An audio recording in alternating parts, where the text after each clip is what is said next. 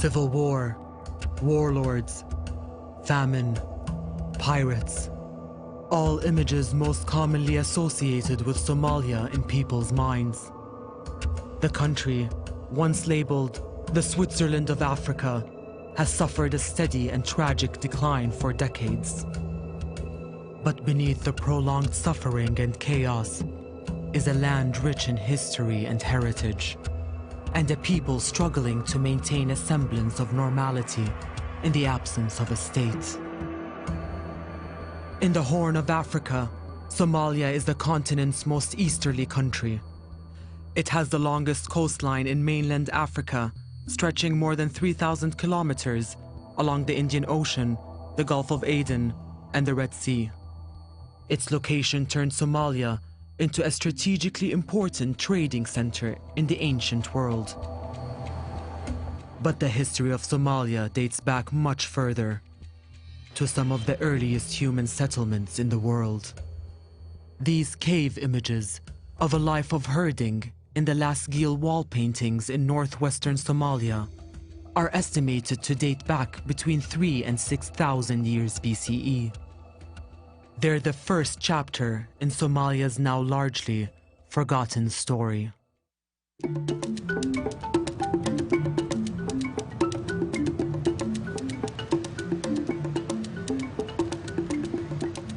We're just known for being skinny and pirates. We're not known for having, a strong history, a strong culture. We're not known for the things that we know ourselves about.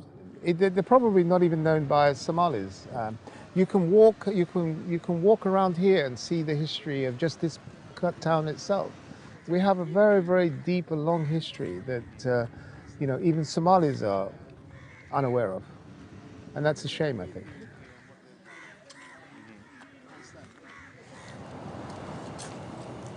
If you look at the orange, and you say, well, this has sort of blemishes, okay? So it might not taste too well, so you can throw it away. But if you actually take the husk out and you look, there are no blemishes inside, and it's sweet and juicy, okay? And so if you look at what has happened to the Somali people, the tragedy that has befallen them in the last 25 years or so, so these people are sort of a rubbish, okay? But if you go to Mogadishu, if you go to Hargeisa, if you go to Garawa, if you go to Kismaya, and you go to schools that ordinary people have put together, those young and women in those schools are more eager to learn than my students here at the University of Minnesota.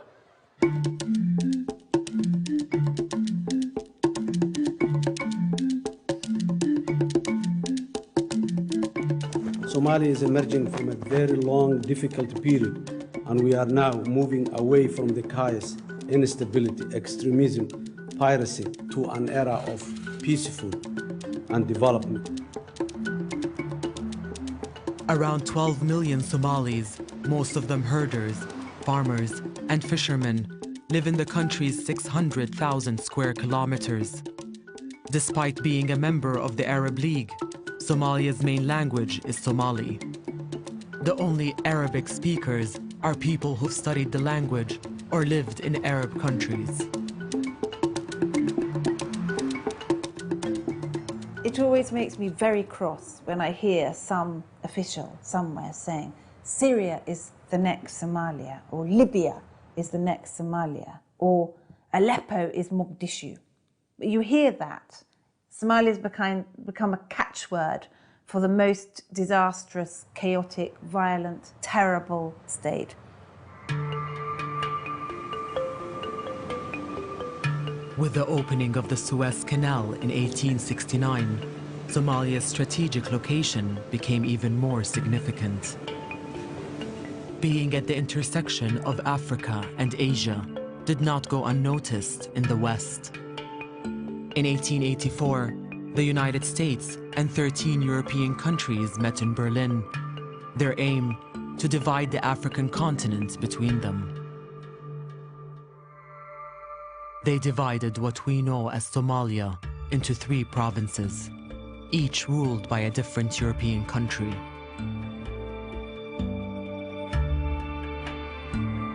British Somalia, Italian Somalia, and French Somalia.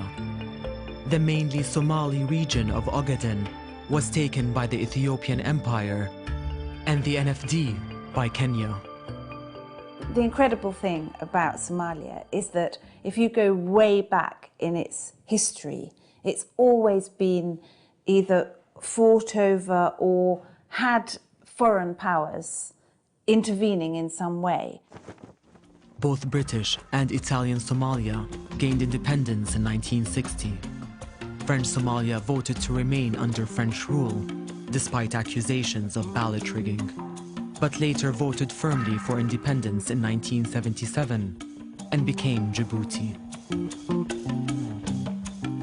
The former British and Italian territories immediately united, forming Greater Somalia on the 1st of January 1960. Somalis elected Adam Abdullah Othman as the first president of the united country. He ruled for 7 years and was succeeded after a free and peaceful election by Abdel Rashid Ali Sharmarka.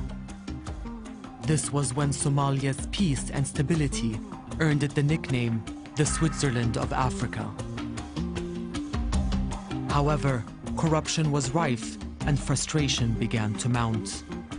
Sharmarka ruled for 2 years, but he was assassinated by one of his own bodyguards on the 15th of October 1969 and succeeded by Prime Minister Mukhtar Mohammed Hussein.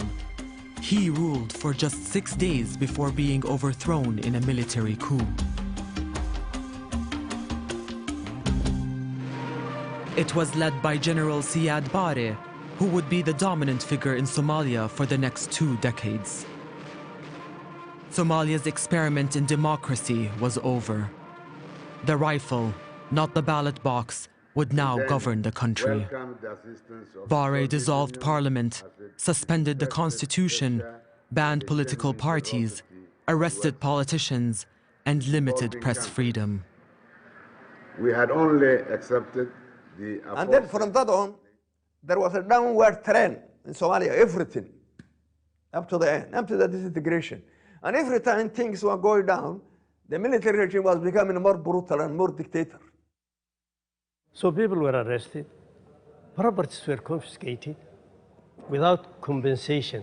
Any ship that brings material to Berbera, the materials on that ship were confiscated by the Siad Barre regime with no compensation.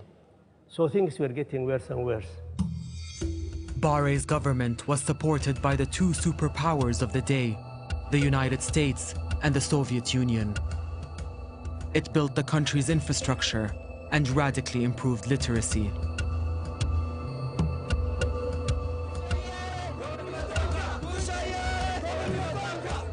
But in 1977, Barre made a move to take the Ogaden region, which was majority Somali, from his neighbor, Ethiopia.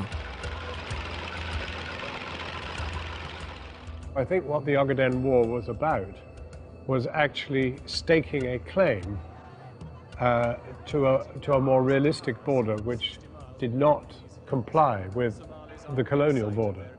The colonial border was the line across the map.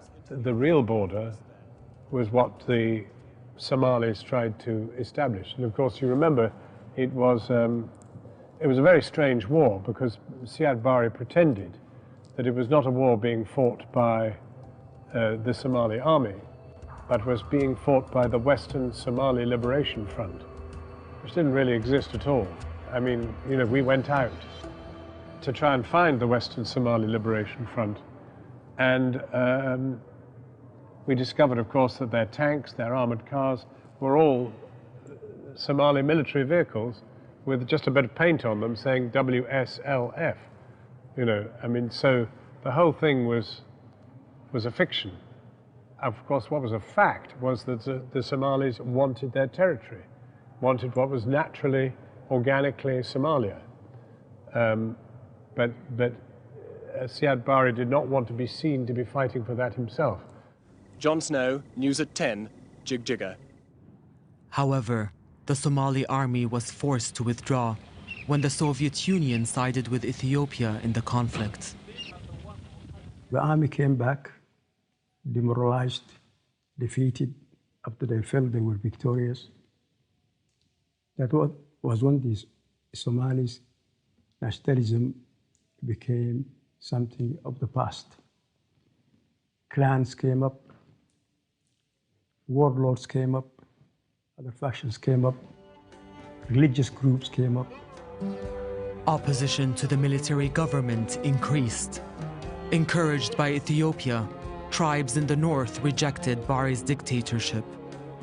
He turned his rockets and warplanes on them and attacked Hargeisa, the capital of former British Somalia, in May 1988, killing thousands of northern Somalis. In 1991, the southern and northern tribes, armed by Ethiopia, moved to overthrow Barre. The general's grip on power had weakened, and his allies had abandoned him.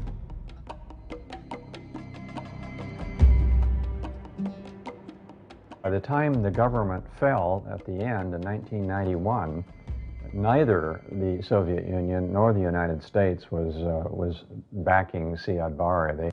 They both had given up on him.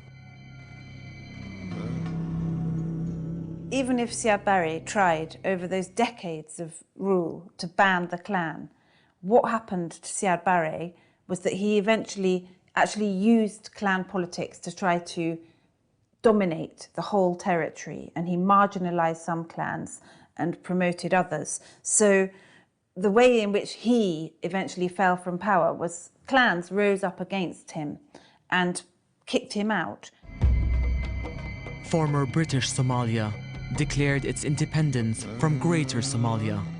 It calls itself the Republic of Somaliland, but has little international recognition even today. The rest, what had been Italian Somalia, became the Federal Republic of Somalia. Siad Barre was gone. Ali Mahdi became temporary president, but was opposed by General Muhammad Farah Hadid. The two fought for 4 months. A ceasefire was agreed, but the civil war continues today.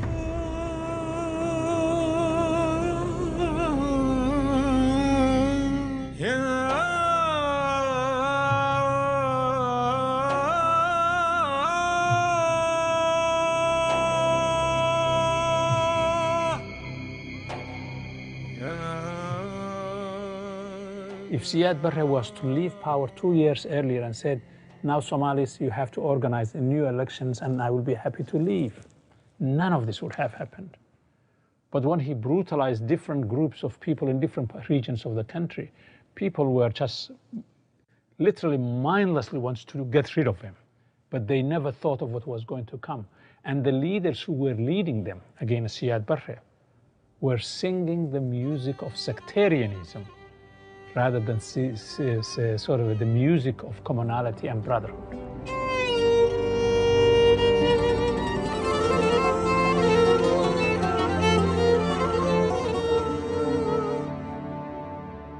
I think most people in the international community believe that Somalia became a failed state in 1991 with the collapse of the Siad Barre government, which had been in power since 1969. And many governments have failed around the world. That is not unique. However, in this case, there was no replacement government. I usually use the word collapsed state rather than a failed state, in large measure because it's the government that has collapsed rather than the state of affairs for the whole country. This is a country at one point that was the best democratic country in Africa. Now it has become, in a sense, the worst because there has been no government in place for 25 years. And so the absence of government means there are no public schools, there are no public security services, there are no public health facilities, there are no public sort of environmental protection, there are no infrastructure that's being built by the state. So the absence of the state means that the government has collapsed, but society is trying to make a life in the midst of that madness. Because of the nature of the Somali people, And because the fact that they have been a nation prior to the formation of the state, the modern state system has collapsed. But the nation itself did not collapse. And the people have managed to an extent that it has been documented, it has been talked about, it has been elaborated. The case that Somalia is teaching, well, presumably that they can live without a state. So I think they have shown something totally different than what was expected to come out. Maybe Somalia has had a failed political system, failed government, but it's not a failed society. So many things work in Somalia better than they do in lots of other countries. They have one of the most cheap and efficient telecommunication systems in the world. Their remittance system is incredible. You can pay mobile payments in Somalia that you can't do here. You can go to get your petrol, you just pay by your phone. It's very sophisticated and successful in lots of ways. So I think it's wrong to call it a failed state.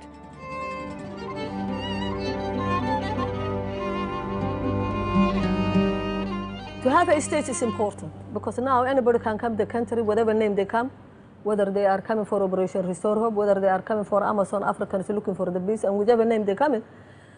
The good thing about the state is state controls the security of the country. But the good thing about being a Somali is that despite all that, they have exhibited remarkable resilience and work and dynamics. The civil war caused widespread famine. The UN sent humanitarian aid, but both the famine and the civil war dragged on. Somalia was unable to prevent foreign forces entering the conflict.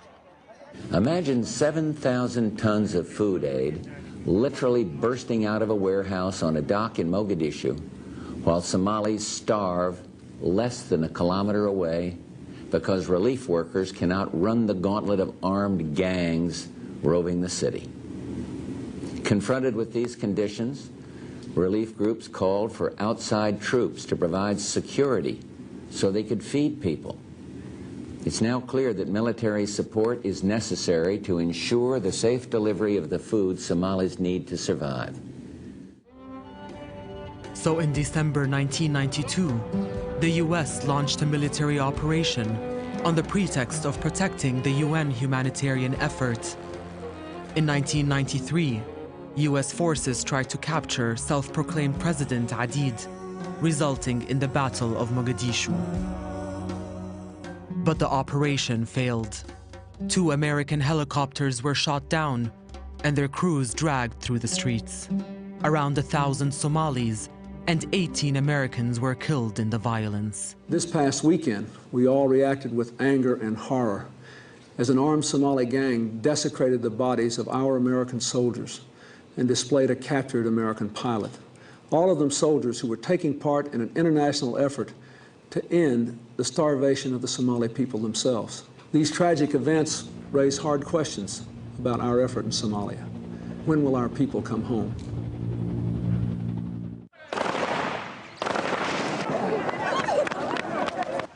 American troops had withdrawn from Somalia by March 1994. Fighting continued between the rival Somali militias as they splintered into more and more different factions.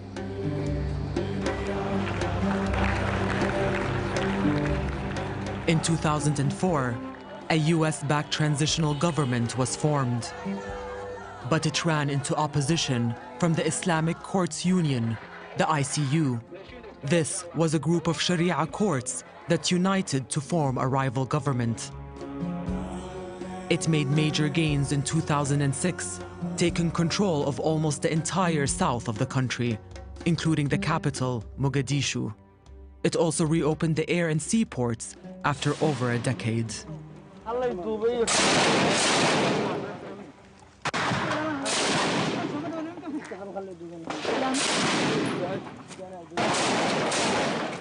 Ethiopia intervened to prop up the transitional government.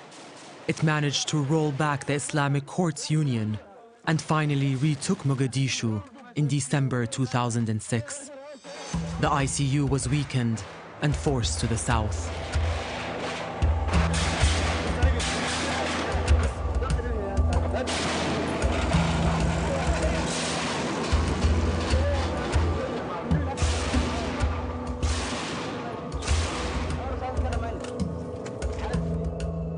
2007, the UN deployed a combined African Union peacekeeping force called AMISOM. Ethiopia sent in its own troops, along with those of the African Union. But AMISOM's reputation suffered when Human Rights Watch accused it of several abuses, including sexual assault and civilian killings.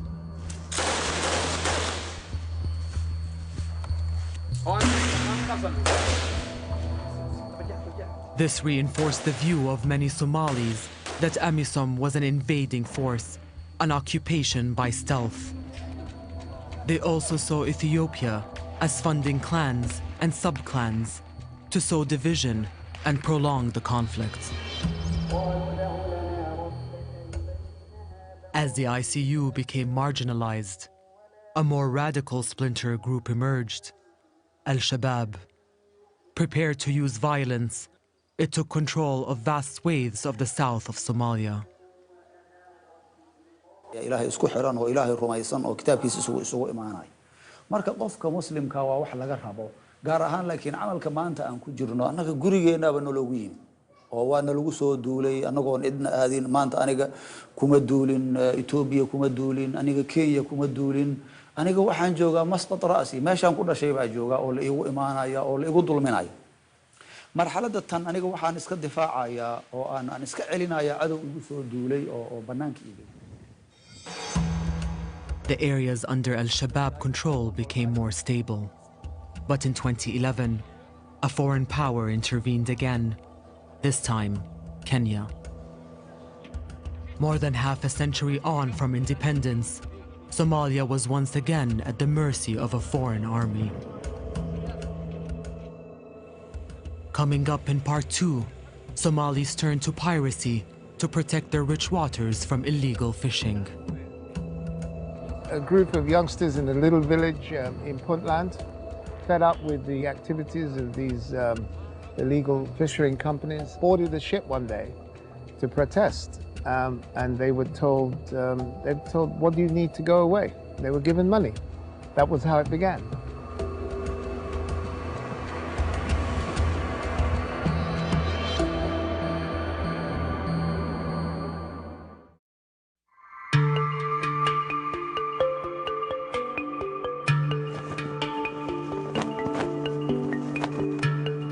When Somalia freed itself from colonial rule in 1960, its future seemed bright.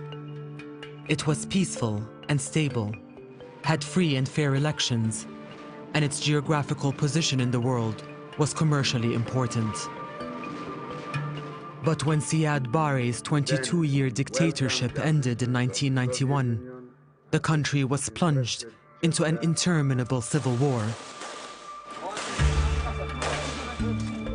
A UN peacekeeping force called AMISOM was deployed, but it was accused of abusing its powers, and its reputation plummeted. The presence of foreign forces was a problem for many Somalis, and the constant conflict also badly affected the economy.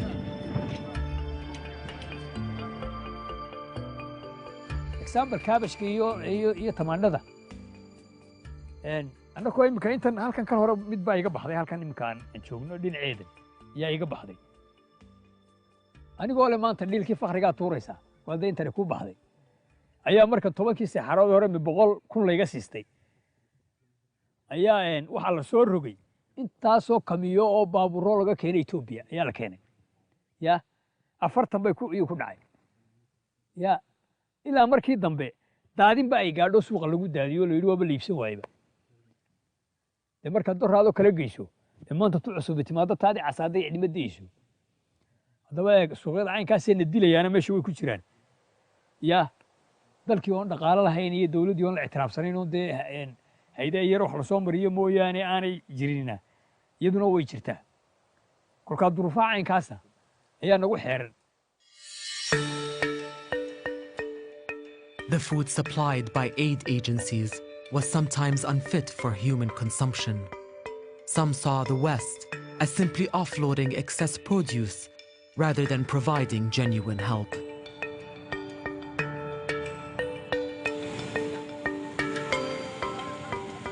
But Somali fishermen also had problems.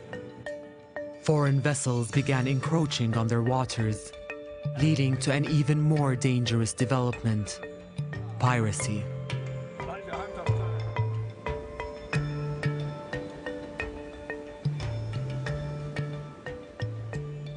ha ahaatee iskaashatooyinka dhibaatooyinkoodu ma yara. Mar dhexe oo burburkii markii uu dhacay kadib waxaa dhacday markii dadka kalluumaysatada ay baddii ay ku nabadgeli waayeen oo maraakiib shisheeye oo kalluumaysi sharci darraa baddeenna ku haya ay qalabkii kalluumaysiga ay baabi'iyeen oo doonyihii ay jejebiyeen oo dadkii ay biyo kuleel ay ku shubeen. Waxay khasab ku noqotay dadka kalluumaysatada inay iska difaacaan maraakiibtaas sharci darrada ku kalluumaysanaysa. Markeedii ugu horreysay maraakiibta kalluumaysiga la qabtay, dad oo gadooday oo shabaagtoodii la baabi'iyey oo maslaxadoodii badda la burburiyey ayaa waxay goosteen inay ka dagaalamaan oo ay ka dhiidhiyaan. Markaasna waxaa ka dhalatay burcad badeednimadii ka dhalatay. meesha ugu horreysay burcad badeednimo ay ka dhalatay waxay ahaaday dhinaca badda cas. This was once a bustling location. It's fantastic.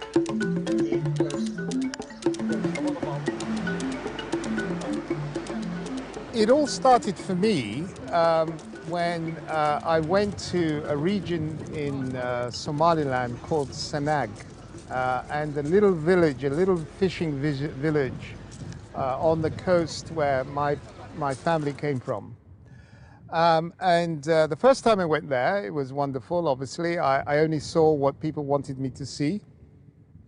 But as I started to go there on a regular basis, annually, I noticed that the fishermen and their activity was getting less and less and less and less.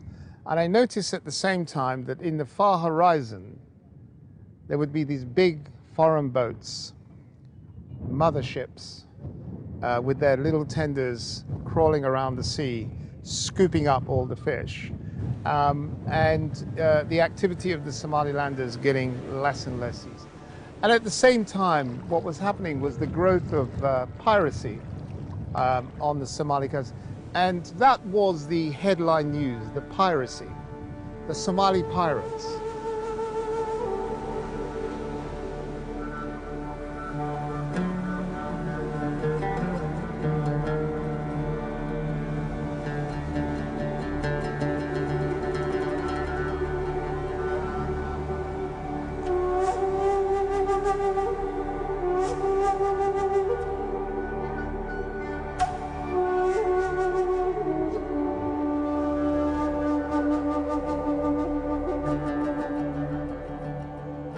A group of youngsters in a little village in Puntland, and they fed up with the activities of these illegal fishing companies, boarded a ship one day to protest, and they were told, what do you need to go away? They were given money. That was how it began. And of course it then escalated into a proper long-term business with many people benefiting from. ay ku faafto wadankii iyo adduun weynaha ay ku faafto dhibaatada ka dhalatay kalluumaysiga sharci darrada markeedii hore adduunkaas soo gurmaday maraakiib oo dagaala la keenay oo lagula difaacid ay difaacayeen burcadnimada difaacayeen inay maraakiibtooda ay difaacanayaan hadda ay ku difaacanayaan baddeena inay ka xaalufiyaan kalluunka إلى الآن واسعة أرنتاس وكجران مراكب شرع دردا بدأ وكجران. International community talks about Somali pirates. There are 4 kinds of pirates if you study this. And the most costly pirates are not the Somalis who hijack the ships, are the Italians, the Spaniards, the Belgians, the sort of Chinese, the Indians, the Tanzanians, the Egyptians, and everybody else who is looting the Somali waters. And guess how much they take away every year in free fish? $500 million every year. And so the country is big enough and rich enough to be able to provide a decent livelihood for all of its citizens if it's managed properly. But the international community, neighbors, don't want Somalia to stand on its toes. They want Somalis to be needy and to be beggars.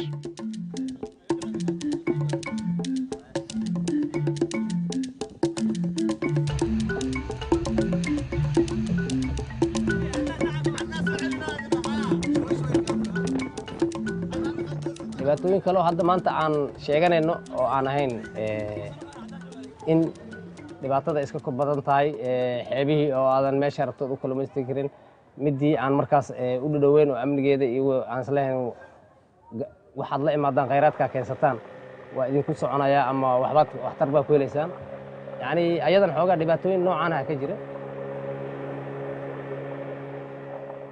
dhibaatadii haysay dadkii kalluumaysatada hobyo uga soo cararay dhibaatada kalluumaysiga lagu haayo oo sida burcad badannimada iyo maraakiibtan shisheeye ay maxay ahaato soo miciin bideen gobolkan banaadir iyo magaalada muqdisho agagaarkeeda inay macnaha ka kalluumaystaan isla dhibaatadii ay ka soo carareen misna ay kula dhacday isla magaalada muqdisho waxaan taasoo aan ka xusi karno markii taariikhdu ahayd 14 bishan 12aad 2015 habeenkii waxaa la soo kaciyay 7 saac habeenimo ama kowda sida loo yaqaan qofba ay u taqaano taleefanka lagu soo kaciyay waxaa la dhahay doona badda lagu dhibaateeyay oo dooyinka badda lagu xabadeeyay doon ka mid ah waxaa gaaray dhibaato xoog leh gaartay marka niyow taariikhdu markay ahayd 12ka bishii 12aad 14keeda maalinta ahayd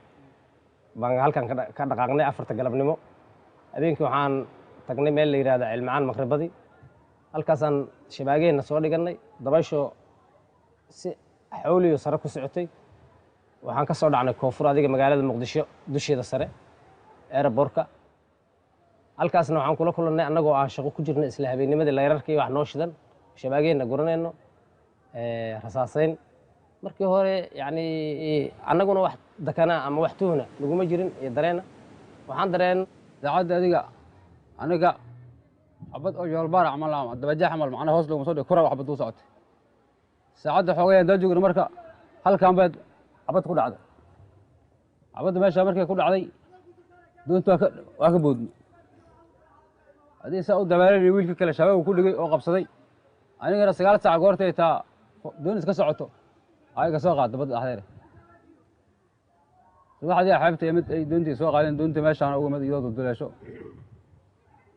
haddii uga mid macnaha doontii banaanka la soo saaraba annaga aan ammaan helnay oo alxamdulillah ilaahay waxna gaarsiin saacado kooban annagoo shaqadii aan hawshii aan wadanay aan fududaynayno ayaan hawsheena ilaahay noo fududeeyay oo soo boobsiisanay shabaagtiina ilaa waaga waa naga maqan tahay oo ilaa maalinta ay shaqo noogu dambaysay ilaa waaga adiga ilaa 7 maalmood ma shaqaysan qalabka aan ku shaqaysanayna waa naga maqan yahay doontina halkaanayda macnaha rasmi u jeeda waxa oo ku yaal rasaas xoog laha gaartay marka subaxdii aan soo kacayna waxaan ka bilownay inaan marineska aan wargelino iyo wasaaradda kalluumaysiga aan wargelino dhibaatadaas isla magaalada muqdisho kula dhacday taasna aad aan uga xunnahay haddaan nahay mas'uuliyiinta iskaashatooyinka kalluumaysiga aad aan uga xunnahay aad iyo aad aan uga xunnahay cid kasta oo wax ka qaban kartana waxaan ka codsanaynaa inay arrintan wax ka qabtaan oo zoonaha laga kalluumaysto iyo zoonaha laga ilaaliyo oo nawaaxigan la caddeeyo in la caddeeyo maxay ahaato zoonaha laga ilaaliyo dekedda iyo airportka iyo zoonaha kalluumaysiga in la kala saaro oo war cad oo bayaan cad laga soo intaan soo dhaafina in la yiraahdo dadka kalluumaystada intaasaan dhihi lahaa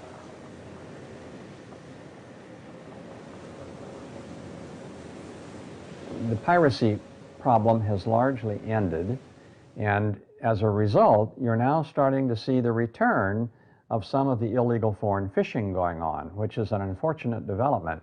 And it's up to the international community, in my view, to try to ensure that that come to an end.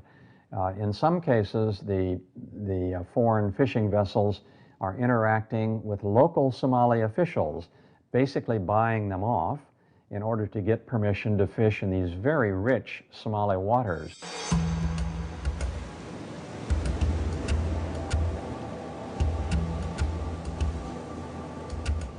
With the longest coastline in mainland Africa, these fishing waters are crucial for Somalis and Somalia.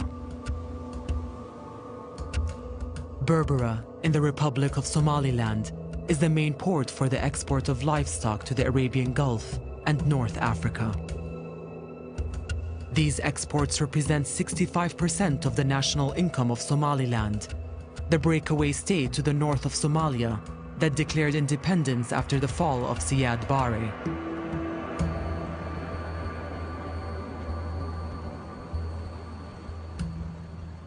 marka dekadanu muhiimad weyn bay ugu tahay Afrikaba marka la eego waxay ku taalaa marin biyoodka ugu dhow ruudka ay maraakiibtu marto oo 6 saacadood kaliya ayaa maraakiibta gacanka martaa 6 saacadood kaliya ay dekadan ku soo bayri kartaa 6 saacadood kaliya soo shifta garaysa markay Berbera doonayaan halka ay dekadaha kale ee mandaqada ku yaala 100 saacadood iyo in ka badan ay maraan ay u socdaan marka ay doonayaan inay qabtaan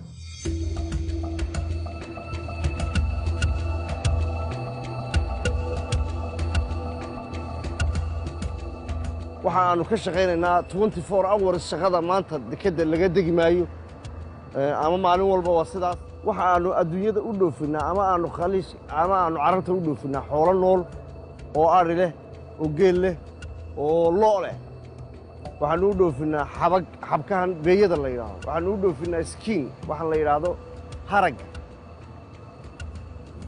waxyaabahaas exportka noogu badan aanu imika dirno waana wanaagsan exportka dekada Berbera ay dirtaa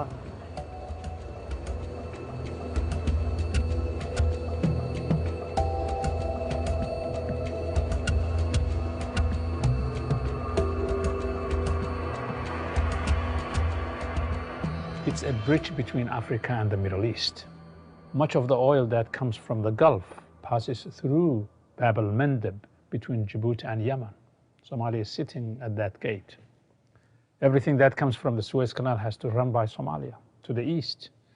All the commodities that are brought from China and Taiwan and Korea and Singapore and Malaysia that's going to Europe runs through the doorstep of the Somalis. Okay, so geographically it's a very, very strategic location.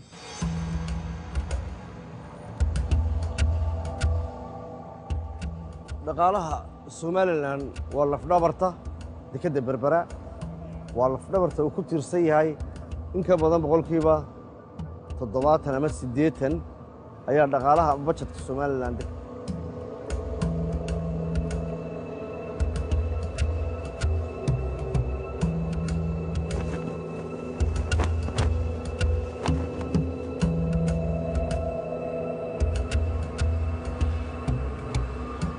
Berbera is one of the main reasons Somaliland has achieved a greater degree of prosperity and security than central and southern Somalia.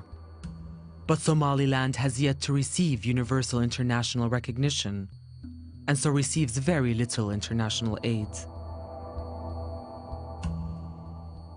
haddii aanu nahay reer Somaliland amba aanu nahay regionka Hargeysa amba aanu nahay degmadan Dar es Salaam in si wanaagsan loo caawiyo oo aad si wanaagsan loo caawiyo arrimaha iyaga laga fiirsado oo la garaysa dadku ayna dhageystaan way dawladdeedu way taal daran tahay lama itiraafsana itiraafkiina iyo mudnaanta koobaadna waxa la siiyaa haddii la yiraahdo koonfur baa la siiyaa oo wax la mariyaa dhaqaalaha iyo wax kasta la bixinayo annaka wax yaro faraguudkooda hay'adda naloo soo mariyo ayaana soo gaadha sida ceel yaroo la yar qodayay iyo So Somaliland, even though it is documented, it is admired, it is studied, but also it's not recognized. They rebuilt that territory on their own. Nobody's recognized them. They've had very little international help. They did it from the bottom up. They devised a political system. We don't get a penny of support, of aid from the other nations. because they say once we don't recognize you, it has to come through Somalia. And we say anything that comes from Somalia, we don't want to keep it. We can live, we can survive. We survived for 12 years. And we can survive for another 10, 20 years. We are independent. We are independent. It doesn't matter whether they recognize us or not. We are independent. We have got our flag, we have got our army, we have got our police, we have got our offices. We are independent.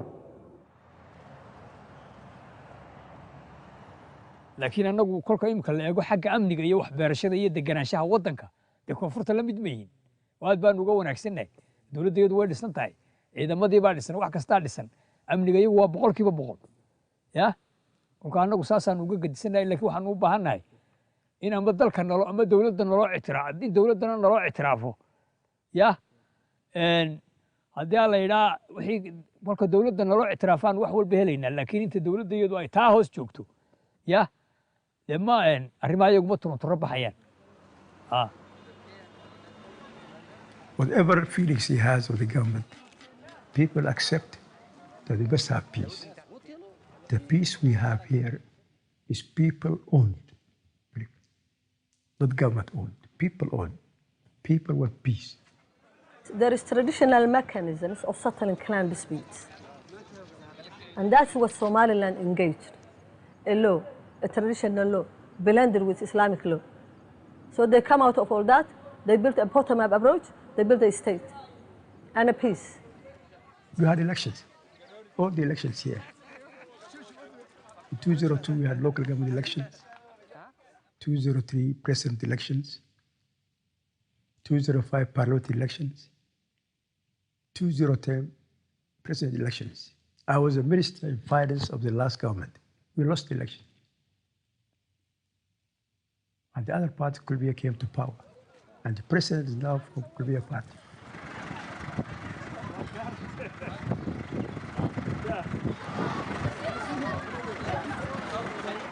dugsiyada Schools of Tomorrow waxay ka mid yihiin dugsiyada aasaasiga ah ee waxbarashada aasaasiga bixiya runtii la aasaasay 2000 dugsiyada Schools of Tomorrow waxay lafdhabar u yihiin qayb lixaad la kaga jiraan waxbarashada Somaliland waxa aasaasay aqoonyahan reer Somaliland oo aqoontooda dhaqaalahooda iyo kartidoodaba u horay inay ummadda reer Somaliland iyo bulshooyinka Somaliland aqoon tayo leh waxbarasho tayo leh oo wanaagsan iyo tarbiyad iyo akhlaaq wanaagsan inay u aasaasaan dugsiyada markaa 2000 bay aasaasmeen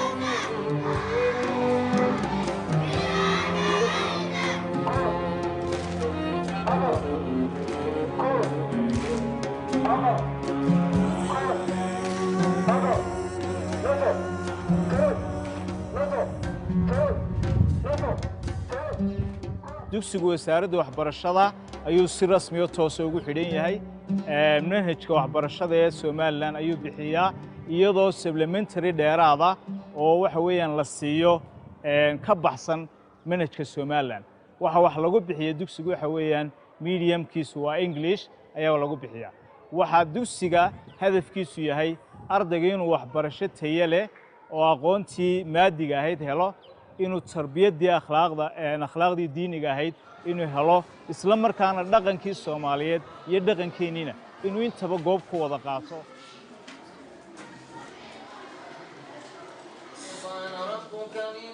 dugsiga cid kale oo caawisaa ma jirto waxa badan baa noo qorshaysan runtii waxa kamid ah dhismayaasha oo aan runtii jecelahay qaybo badan oo imika wali qabiya inaan sii dhamaystirno oo noo qorshaysan tahay Mohammed Yusuf Jama's optimism is encouraging, but Somalia's future is still uncertain. While there is government, Al-Shabaab still controls many parts of the country, and clan militias compete with one another for power. The civil war caused hundreds of thousands of Somalis to seek refuge in the West. At the time I was 5 years old. we had to flee our country immediately because of the war and came to Kenya, the refugee camps in the neighboring country of Kenya. And I knew, even though at such a young age, something was going on. You could hear, shootings, and you could see all these people traveling and trying to run away too.